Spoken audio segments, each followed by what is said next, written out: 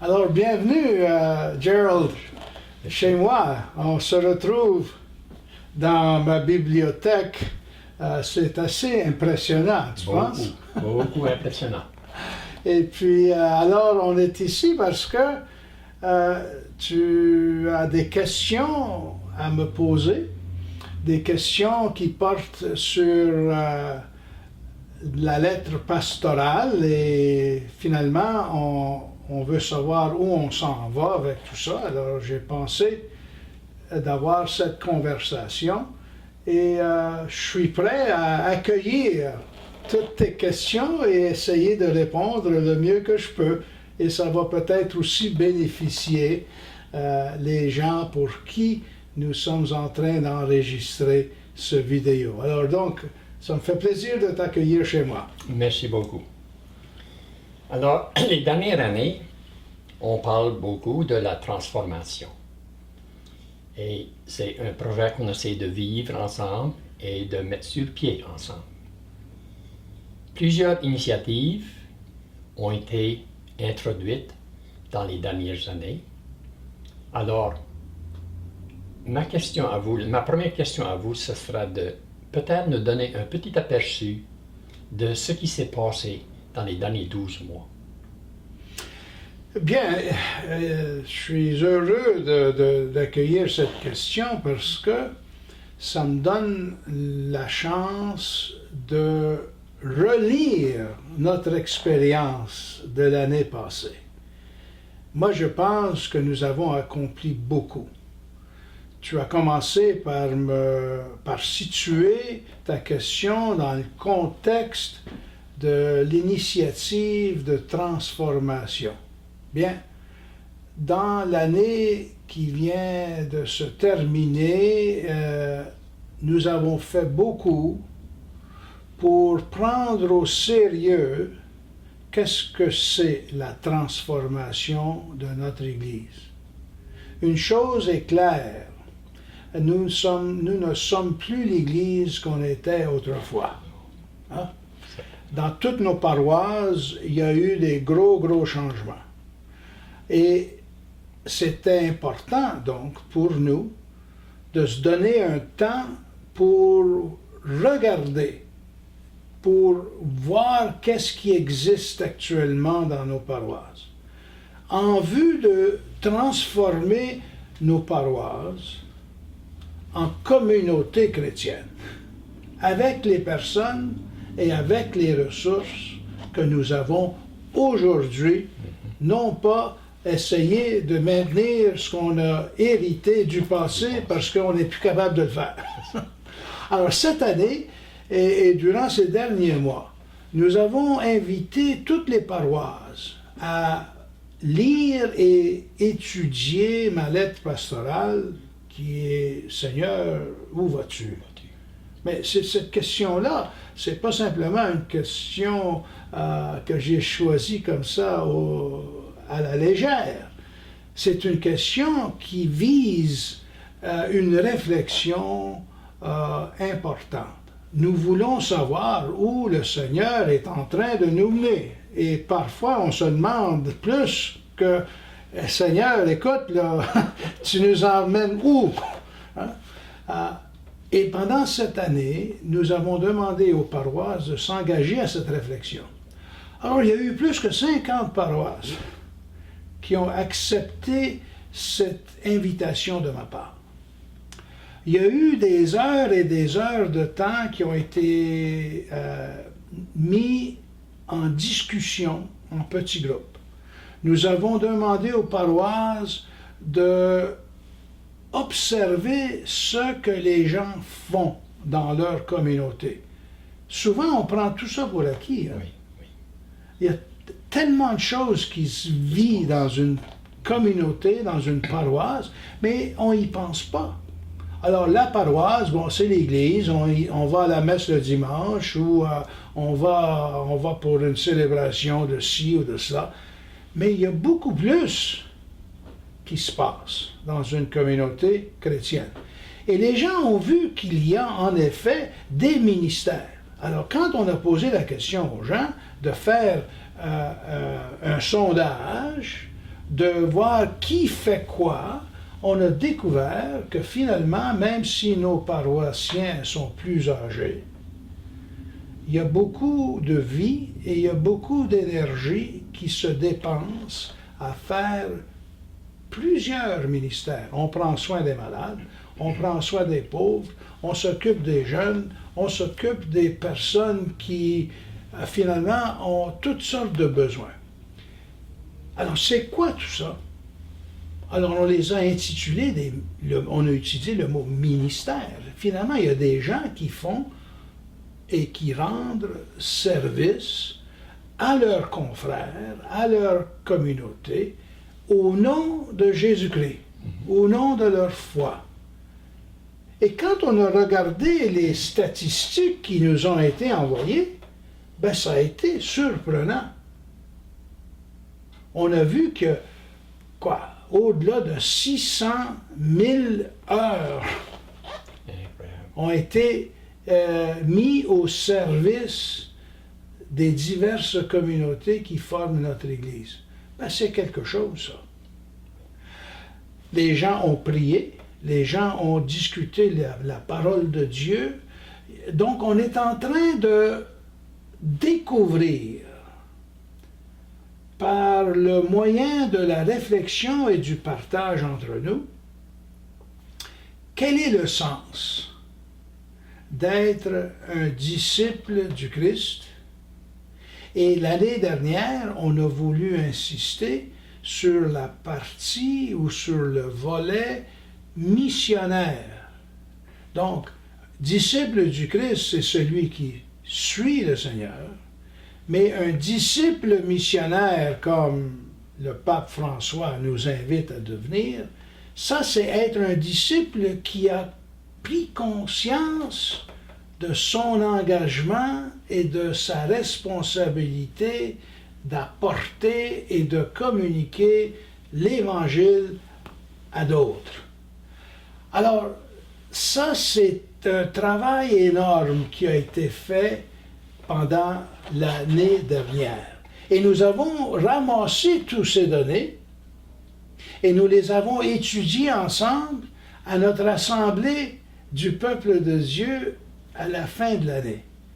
Et dans ce contexte-là, nos personnes, donc au-delà de 500 personnes réunies, donc le leadership, si je peux parler ainsi, de notre Église, était réuni ensemble et on a discuté à travers 20 ateliers de travail. Quels étaient les résultats de notre sondage et qu'est-ce que ce sondage mettait devant nous comme défi à amorcer pour l'année que nous commençons, cette année pastorale qui commence dès maintenant. Alors voilà, d'une façon un peu vite, là, un aperçu de ce qui s'est passé, d'après moi, dans cette année, dans l'année passée. Quand on introduit des nouvelles initiatives, souvent, on se pose beaucoup de questions. Oui, oui. Votre lettre de Quo Vadis nous a inspiré les 3 points principaux qui étaient la mission, la formation et la vie communautaire. Mais tout ça, ça nous fait nous demander beaucoup de questions. Mais ce qui m'intéresse maintenant, c'est de savoir c'est quoi vos questions. Bien évidemment, les 3 mots-clés que tu as mentionnés, donc missionnaire, je viens d'en parler, ça c'est une vision de l'Église. Et alors moi, quand on parle de la mission qui est la nôtre, moi, une de mes questions que je me pose souvent est: est-ce qu'il y a quelqu'un qui partage ma vision?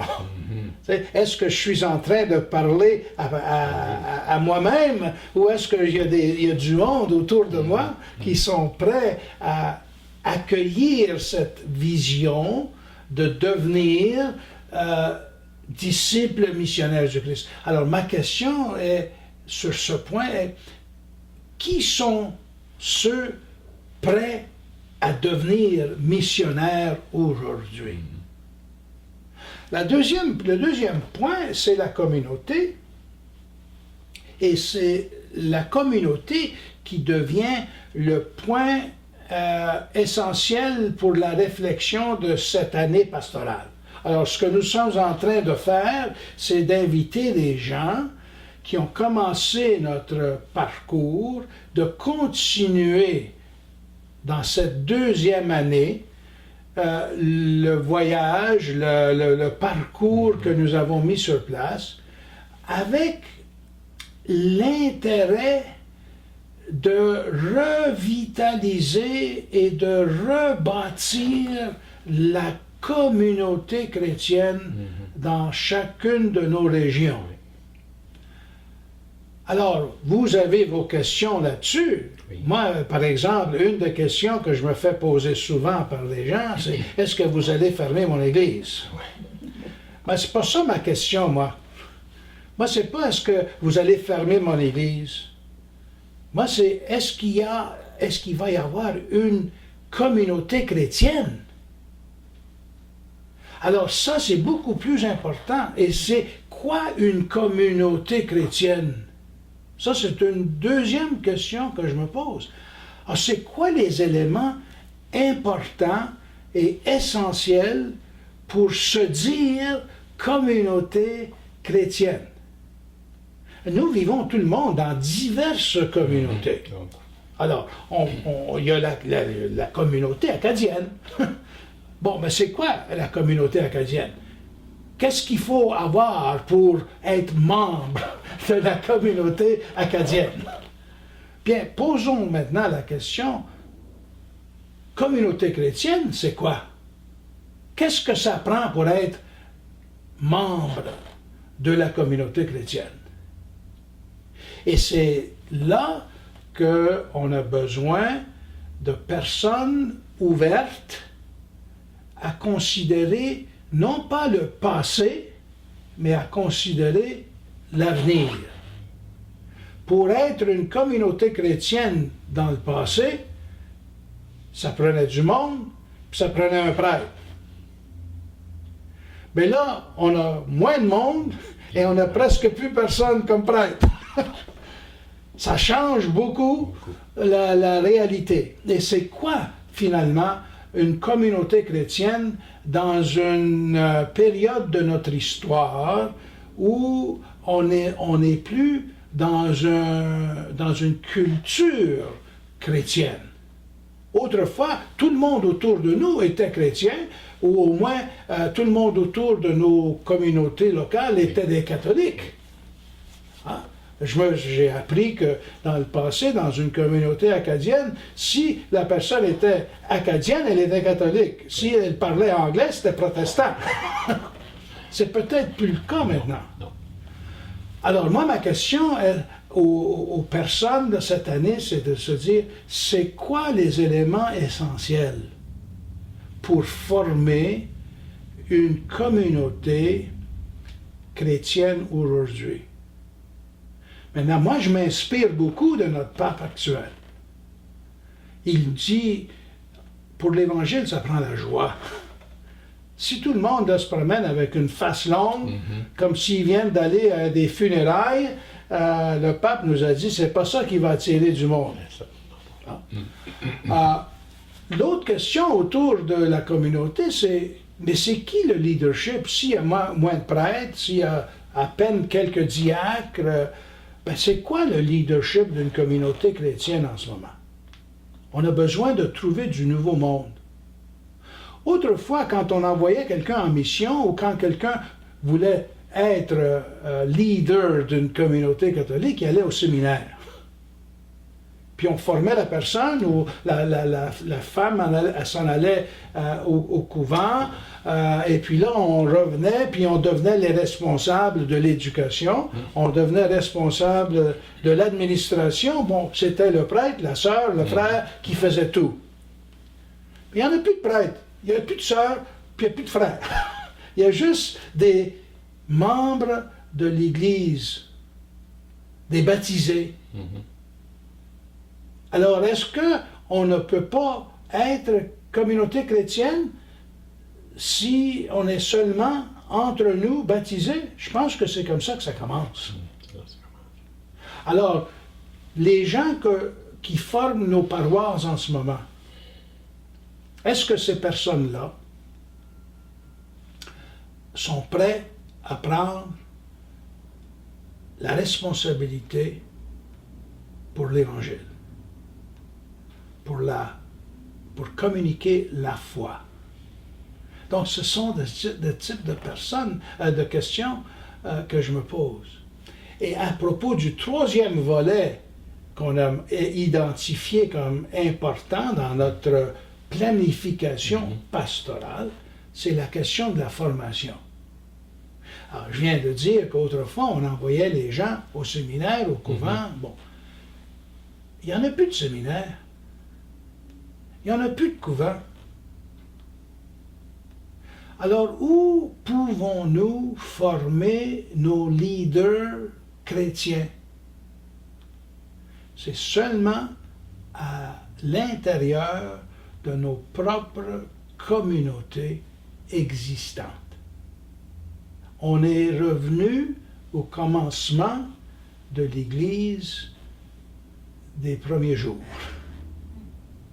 C'est dans le contexte de la communauté que nous avons identifié des leaders, que nous les avons formés à l'esprit missionnaire, à l'esprit chrétien, et c'est dans la communauté que finalement on a donné à ces personnes-là le mandat d'agir au nom du Christ pour le bien de notre communauté chrétienne.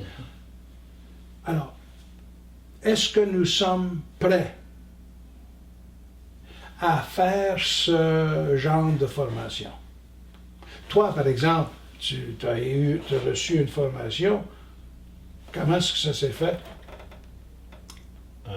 Avec beaucoup d'études, si vous voulez, et avec beaucoup d'aide. Qu'est-ce qui t'a aidé? Pierre, Sœur Yvette Arsenault et Sœur Marie-Paul. Puis en même temps, j'avais une équipe de 3 qui ont marché avec moi tout le long de ce voyage. Et puis on avait des rencontres privées à ma maison, puis on pouvait discuter, puis voir où tout s'en allait. Alors, tu vois, ton exemple nous donne un modèle, une façon d'imaginer une formation adaptée. Alors, est-ce que dans la région acadienne, est-ce qu'il y a des personnes prêtes à faire quelque chose de semblable? Est-ce qu'on est capable de faire ce qui est absolument nécessaire pour continuer à vivre notre foi chrétienne? C'est ça l'enjeu de cette année qui s'en vient et cette année pastorale.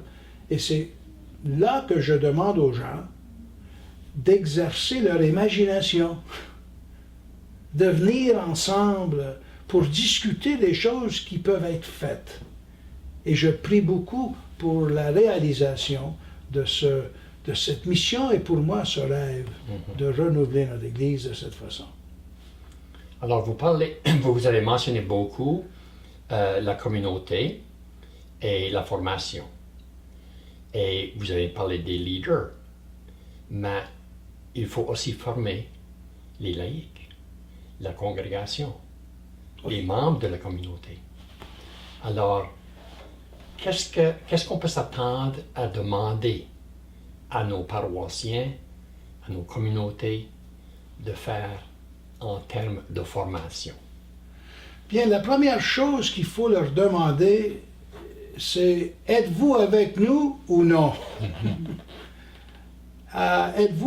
Êtes-vous intéressé à faire partie de cette Église nouvelle? Si ça ne vous intéresse pas, si vous voulez garder l'Église qui existait dans les années 50, bien, on n'est pas capable de la maintenir, cette Église-là. Donc, la première chose à demander à vos paroissiens actuels, quel est le niveau d'intérêt et d'engagement que vous avez? Est-ce que ça vient vous chercher dans vos tripes, dans votre cœur, cet évangile de Jésus-Christ? Si les gens connaissent rien ou connaissent à peu près rien du Christ ou de la prière ou de ce que ça veut dire rendre grâce et louanger le Seigneur, alors les gens ont besoin d'être formés à tout cela, mais on ne peut pas former quelqu'un qui ne veut pas être formé. Donc, ce serait ma première question. Êtes-vous prêt à vous engager dans ce cheminement? Et la communauté chrétienne, c'est pas simplement comment administrer la bâtisse. C'est pas seulement une question de trouver les moyens financiers pour maintenir ouverte l'Église. Vous voyez? Ce sont des choses importantes. Oh oui. Ça, je l'avoue que c'est important. Mais ça vient après. Ça vient après. Alors, nos adultes, moi j'ai l'impression souvent que nos adultes ont cessé de s'intéresser personnellement à leur foi chrétienne. Être disciple, c'est d'être en amour avec Jésus-Christ. C'est à savoir et vivre l'expérience que Dieu est comme un père, comme une mère qui nous aime. Mais si on a oublié cela, ou si nous n'avons jamais vécu cet amour, bien on est vraiment pauvre à ce moment-là. Et on a besoin de trouver des leaders qui sont aptes à communiquer cet amour et à d'autres. Et au cœur de la communauté, l'esprit premier qui doit exister, à mon avis, dans une communauté qui se dit chrétienne, c'est la possibilité de vivre et d'expérimenter l'amour et la miséricorde de Dieu. La miséricorde. Pape François, cette année, nous a invités à célébrer une année de la miséricorde, le jubilé de la miséricorde. Ça va commencer le 8 décembre. Moi, je trouve ça symbolique pour nous ici dans le diocèse de Halifax-Yarmouth. Pourquoi? Parce que le 8 décembre, c'est notre anniversaire. Le 8 décembre, c'est la journée où l'Église d'Halifax-Yarmouth est venue au monde. C'est pas Halifax et Yarmouth, c'est Halifax-Yarmouth, une église, une communauté, une foi. Et c'est quoi au cœur de cette foi? La miséricorde. Donc, le pape François nous demande de vivre la miséricorde. C'est quoi ça? Qu'est-ce que c'est pour toutes ces personnes qui sont exclues? Pour toutes ces personnes qui se sont éloignées de l'Église? Comment on va former notre communauté locale à être accueillante, à ouvrir les portes de leur Église, de la maison de Dieu finalement, pour que cette maison soit accueillante pour tous les enfants de Dieu? Ça prend une formation importante au niveau des adultes qui sont maintenant engagés. Donc, on est obligé, je pense, d'aller plus loin dans notre compréhension de qu'est-ce que c'est être chrétien, qu'est-ce que c'est être catholique et comment on doit s'équiper pour transmettre ce message-là aux personnes qui en ont besoin. Même ceux qui sont contre l'Église. sont peut-être pas contre autant qu'on pense.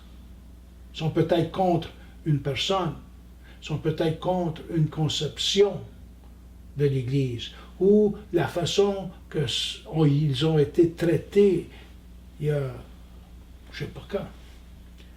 Mais la miséricorde, quand elle est bien expérimentée, elle apporte des conséquences. La miséricorde nous libère, nous réconcilie, nous donne la joie et la paix. Et c'est ça la résurrection. C'est ça la résurrection. Alors je parle beaucoup, tu ne poses pas trop de questions là. C'est bien. Je vais sauver la plus difficile pour la dernière. Ah oui.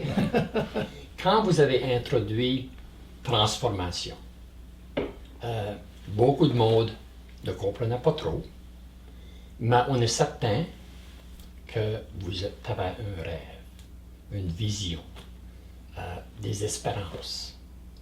Et dans les dernières années, les choses se sont déroulées, différentes approches ont été prises, beaucoup de réunions, beaucoup de rencontres. Je suis sûr que votre vision ou votre rêve a probablement changé. Mais la question que je veux vous poser est peut-être un peu difficile, mais c'est quoi votre rêve maintenant, là où on en est? Allez de l'avant. Bien évidemment, comme dans toutes les vocations, que ce soit prêtre, évêque, vocation au mariage, on commence toujours avec un rêve. Hein? Et le rêve, au fur et à mesure du passage du temps, soit qu'il est oublié ou qu'il est changé à cause de différentes circonstances de parcours. Moi, je vous avoue que quand je suis arrivé ici comme archevêque, premièrement, j'étais très, très content et heureux d'être archevêque dans le sens que j'acceptais librement le défi que le Saint-Père m'a donné. Je ne m'attendais pas à ça. J'étais à Montréal, j'étais le vicaire général, j'avais une bonne job. Confortable. Puis je ne m'attendais pas à être changé. Mais finalement, le Saint-Père m'a demandé de venir ici. Alors ça m'a demandé une liberté intérieure. J'ai été appelé à laisser aller des choses. Et ça, cette partie-là, ça fait partie de mon rêve pour l'Église d'aujourd'hui. Parce que comme tout voyage, on ne peut pas tout apporter avec nous. Non. On a besoin de faire nos valises, on a besoin d'apporter ce qui est essentiel, puis laisser de côté ce qui n'est pas essentiel. Alors quand je suis venu ici, j'ai laissé mon contexte, j'ai laissé enfin, mes amis, ma famille et tout. Mais en arrivant ici, j'ai découvert une autre communauté qui m'a accueilli. Et honnêtement, ça m'a surpris d'être si bien accueilli. J'ai dit peut-être à une autre occasion qu'en arrivant ici, après peu de temps, c'est comme si je tombais en amour encore une fois. Et c'est ça qui a marqué ma perspective sur cette communauté, sur cette église locale. Je ne suis pas ici simplement pour administrer des paroisses, pour faire des décisions au niveau du management du personnel.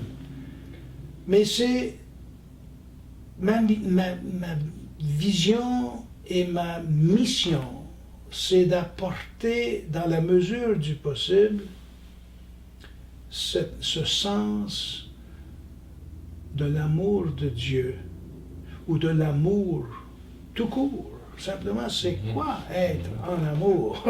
Oui. T'es marié, tu le Oui. sais. Et tu as tes façons à toi de décrire qu'est-ce que c'est cette réalité-là. Mhm. Moi, je pourrais le faire aussi.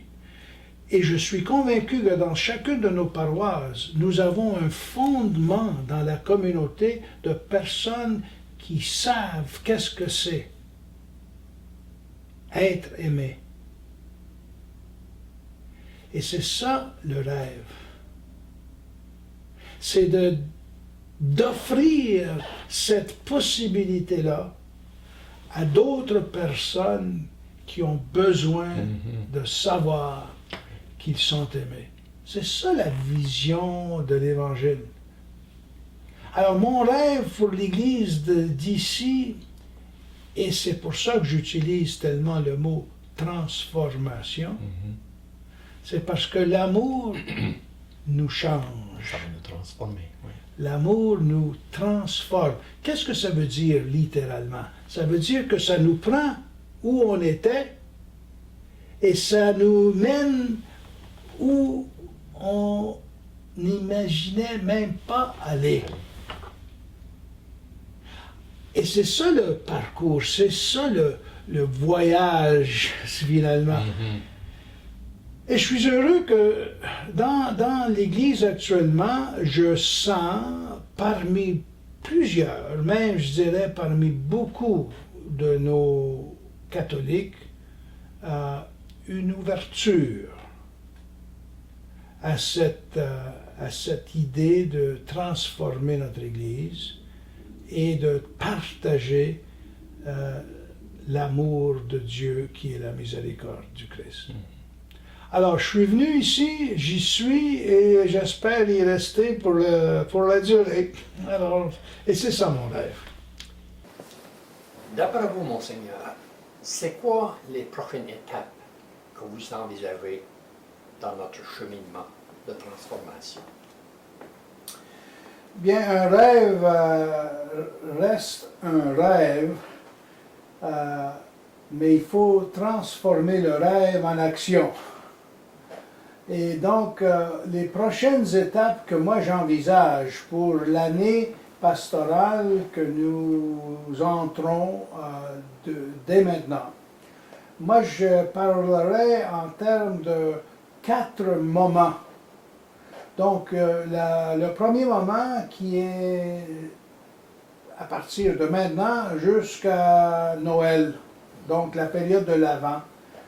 Ce premier moment serait l'occasion pour chaque paroisse d'identifier qui sont les personnes clés dans leur communauté, des personnes essentielles pour renouveler la paroisse.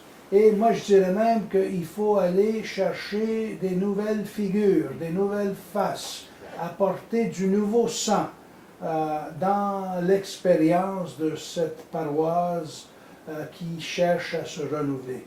Et donc, dans cette période, entre le mois d'octobre et le mois de décembre, ça serait une période de formation des différentes personnes. Alors, on disait tout à l'heure qu'on envoyait les missionnaires ou les prêtres dans un séminaire ou dans un couvent. Bien, maintenant, il faut se donner le temps de préparer les personnes que nous avons pour les équiper à faire finalement ce que le Seigneur leur demande de faire. Donc, identifier, préparer et se donner le temps d'être capté par la vision d'une Église nouvelle. Le deuxième temps, c'est à partir du jour de l'an, si on peut parler ainsi, donc de janvier jusqu'au mardi gras pour terminer avec un moment spécial ou plus adéquatement jusqu'à mercredi décembre. Donc, dans la période janvier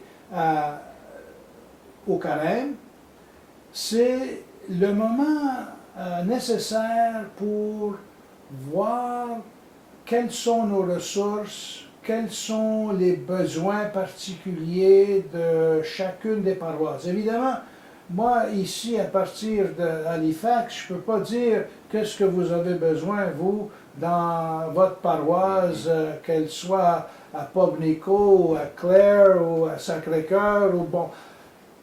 Vous avez tous une vie particulière et vous avez des besoins particuliers. Alors, dans cette période-là, avec les personnes identifiées comme leaders, vous prenez le temps de prendre conscience de qu'est-ce qui peut être fait, qui est réalisable, qui est réaliste et qui est acceptable pour revitaliser la paroisse. Le troisième temps, c'est la période du carême. Alors, autrefois, on pensait que le carême, c'était la période de pénitence. Bien, il y a différentes formes de pénitence. On peut arrêter de fumer, on peut arrêter de manger du chocolat et tout ça, et c'est peut-être une bonne chose. Mais une autre façon de faire pénitence, si je peux parler ainsi, c'est de prendre le temps de voir comment on doit laisser aller certaines choses pour développer les choses nouvelles. Donc, le carême, on laisse aller les affaires pour développer des habitudes et des nouvelles façons de faire. Alors, c'est dans cet esprit-là que la paroisse, on va inviter la paroisse à prendre le temps à voir comment dans les 40 jours du carême, on se rend d'ici à l'endroit où on doit aller et où le Christ nous mène. Et ça, évidemment, c'est la passion, c'est la mort et la résurrection. Et la résurrection, évidemment, ne vient qu'après qu'on a laissé aller une série de choses et les affaires qui vont peut-être faire et qui vont être senties. Ça va être douloureux parfois, mais si on veut vivre de nouveau, il faut nécessairement le faire. Le quatrième moment, c'est la descente de l'Esprit Saint. C'est la Pentecôte. La Pentecôte qui vient confirmer ce qu'on a fait et donner un nouveau élan pour les prochaines années qui s'en viennent. Donc, dans chaque paroisse, c'est quoi l'expérience de la Pentecôte? Ça va être quoi chez vous? Ça, il faut l'imaginer, il faut travailler à y arriver. Donc, c'est la prière, c'est la parole de Dieu, c'est la rencontre avec les gens.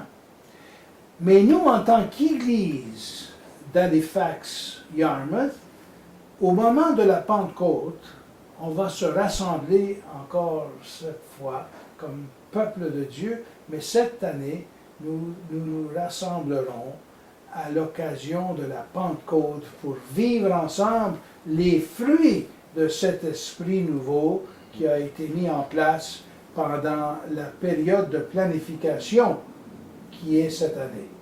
Et avec cette nouvelle joie de l'Évangile, j'espère, on va continuer notre cheminement pendant les 3 prochaines années avec un plan d'action très précis et très concret pour chacune de nos paroisses, chacune de nos régions et pour nous comme diocèse dans son ensemble. Alors voilà les prochaines étapes dans la façon que je les envisage aujourd'hui. J'aimerais de conclure en disant que lorsque le Saint-Père t'a envoyé ici, il savait ce qu'il faisait. Et on te remercie énormément pour ton dévouement, ton cœur et ta personnalité. Bien, merci Gérald, ça me touche beaucoup et ensemble, faisons tout ce que nous pouvons pour faire avancer ce rêve d'une Église renouvelée et transformée. Et merci pour tes questions. Merci beaucoup. Merci, Claire.